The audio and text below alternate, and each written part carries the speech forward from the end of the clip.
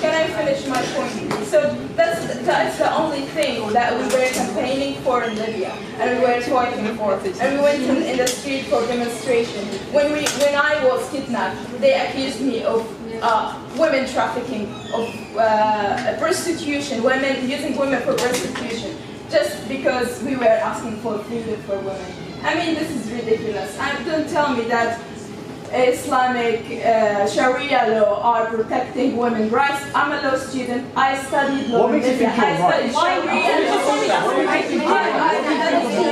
I'm speaking from my knowledge. What makes you right? Let her speak and you can ask your question in a second. Just, no, you can ask the question. I think we may have run out of time, so I'd like Maren maybe to... Before you say something wrong, I understand that we don't have... We need to do that. what's it following? Define following. What makes them right? Let's have three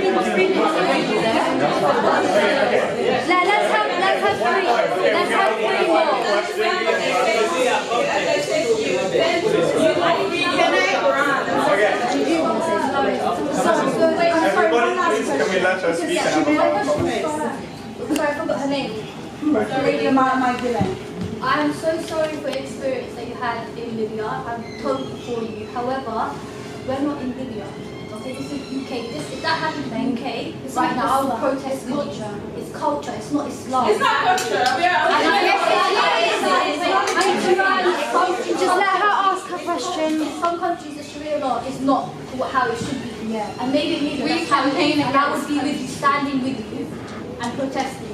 Okay, so I'm with you. I understand you had such a bad experience, but you have to understand that in this country, stuff like that doesn't happen. So obviously we're going to be defensive. And with you as well, you also had a bad experience, obviously, and we need to calm down. Well, it's not about country, it's about Islam. Sorry, have you finished? Yeah, it's okay. Sorry, I've got to go, and also because the reality is we're not really having a discussion. Yeah. We're shouting at each other. It's quite difficult. I would stay for 3 hours more if I felt we were able to have a discussion, but we're not. Why can't we? Because I saw members here who you saw what they did, and now every time there's no closing the we're not. We have to hear. If you give us time, we won't. There won't be any points of view. Someone will shout out. Exactly. Are you the one who turned off? Yeah, excuse me, are you going to apologise for that? No, I'm not. That's one thing I want to Well, that was on camera. Everything else may be that way. I think the thing is that I'd like to end it very The thing is, you come here with a moral judgment thinking you're right. What's your basis for what's right and wrong? Who are you to tell us we're wrong? and religion. And to smell all the same rights. So the Bangladeshi are saying that's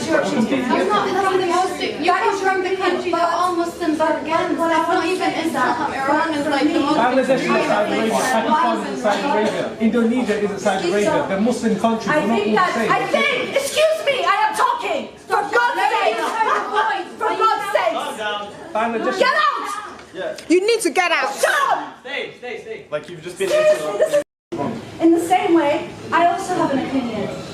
Magdalene also has an opinion. We think that this comes from Islamic laws, but with this exception and this understanding that this doesn't mean that all Muslims, of course, think that. Of course, they don't.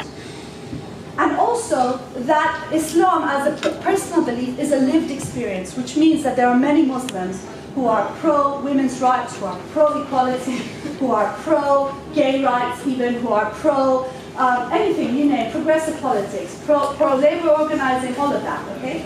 But when you have the religious right in power, it is impossible for people to speak and to breathe. That is the reality. Look, because it's a fact.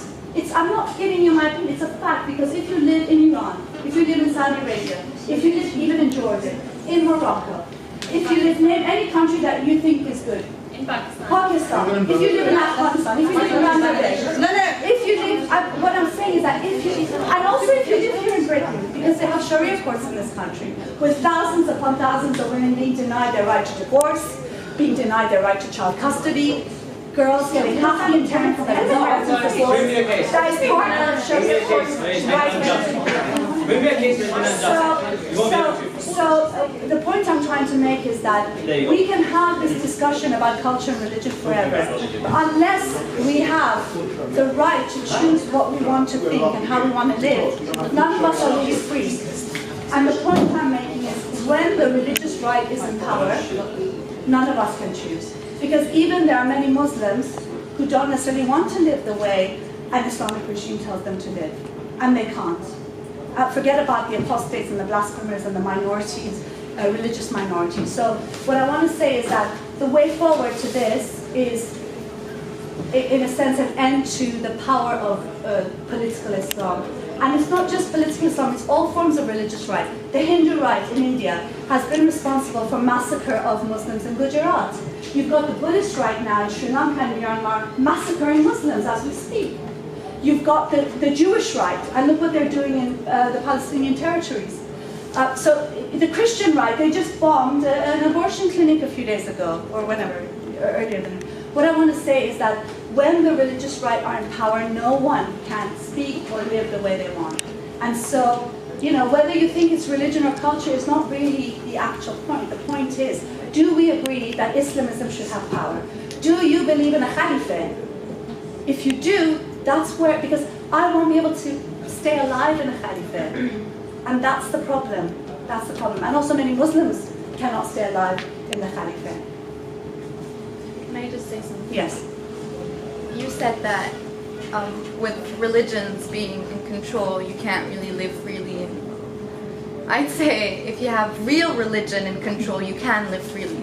But what is in your country and in other countries, and I said earlier, I think you ignored my point, is that this is not Islam. This is not the real religion. A lot of Muslims campaign against these countries. We don't even agree. These are 2 countries out of 47 other Muslim countries. You have Malaysia, you have other Muslim countries in the world that are not that extreme. So this is not real religion in power. What is real religion in power? Do you have an example so we can talk? Right. Honestly, I don't see any country in the world following real Islam. Okay. So I do have a, but that's the thing. So I'm saying, that's the thing. You need to distinguish between these extreme countries that are not even representing the real Islam and Islam as a religion.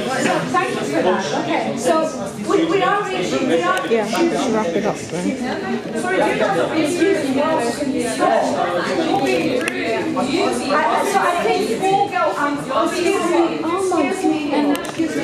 So I think we're sort of getting to some point here, maybe. No, listen to me for a second, yeah? The thing is that you're saying that there's nothing that is real Islam, yeah? And I'm saying, there's no state now that is real Islam. Country that is 100% and no country that is real Islam. Okay. And I'm saying that it's Islamic. Fine. That's not the main point. The main point, though, is that if there is no country that's real Islam, but a lot of these groups are saying that they're Islamic. But they're not. Okay, they're not. But the point is that you don't decide that I have a right to live. ISIS does, the Iranian regime does. That's very mature. Sorry, I thought we were having a discussion. Can you bring it, please? Very sophisticated way to live. So my point is that even if we agree that it's not real Islam, because my dad would say that as well, yeah, this is not real Islam. And you know, because I know my dad is the most lovely person in the world, I would say, you know, he really believes it's not real Islam. I believe it is, but that's not the point. My point is that these are countries that are saying that they're Islamic. They're imposing Sharia rules. Yeah. They're also quoting from the Quran, from the Hadith, from Islamic jurisprudence. So my point is that it's not you who's very nice and having a discussion with me who decides my rights under Islamic State legislature. It's them. So whether you agree with them or not, they're the ones who decide what we do. Yeah, but they're wrong and we're against them. We're Muslims and we're against them. So that is not fine, but they're but that's why I'll be with you. I can come up now and tell you how bad these people So what I want to That's say not is us. though That's not that Islam. what is the solution? That's what we need to It's not to do. get rid of Islam. It's to get. I didn't say to get rid of Islam. I never said to You get said rid of if there's religion and control. But that's I not said the problem. political Islam. I'm calling them Islamists. if it's And that's real the thing. Islam, I said that the it's not. Islamists, the Hindu right, the Jewish right, the Buddhist right, the Christian right, if they don't have political power, there is more of a chance for us all to be able to live in a society, whether we're believers and whether we're non-believers. Because good Muslims do not make the laws in Iran, in Saudi Arabia, in Indonesia, in Malaysia, in the north of Nigeria, in Indonesia's Aceh Valley has brought stoning now. They have brought floggings and amputations. This is different from Muslims. This is about a far-right political movement that uses Islam as a banner, but that is first and foremost a political movement. If we don't make these distinctions, we're not going to get anywhere. We're not going to get anywhere.